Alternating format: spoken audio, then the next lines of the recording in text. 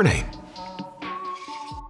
in order to understand all the work that you have done and the perspective that you have on the world, and also who you are as an anomaly in many respects, I think it's probably important that I understand your earliest context, where you've come from, what shaped you. I'm stuck on it. Am I an anomaly? Of course you're an anomaly. Of course you're an anomaly. That should be of no surprise to you. I mean, if you look at your outcomes are anomalous. So one would assume that there's something that made you an anomaly.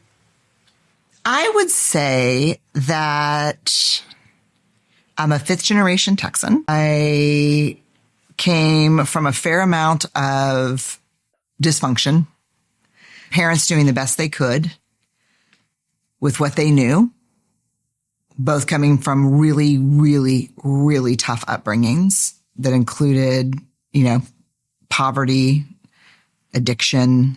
And so probably a lot of the stereotypes you would think about fifth generation Texan: tough, don't cry.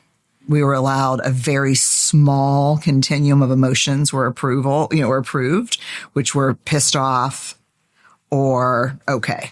Like anger was okay, but no, couldn't be sad really. Or vulnerability was not a thing. Vulnerability was weakness and scary and put you in jeopardy. I felt like a real outsider at home and in school. But I was really good at reading people, reading situations. I think a therapist somewhere along the way said, yes, that's hypervigilance. You're hypervigilant. I can see everything around me and everything's going on. I can connect things very quickly that other people don't see. And there was laughter and there was love. But there was a ton of unpredictability.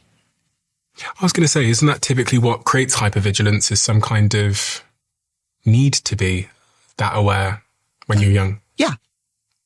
I mean, I think yes.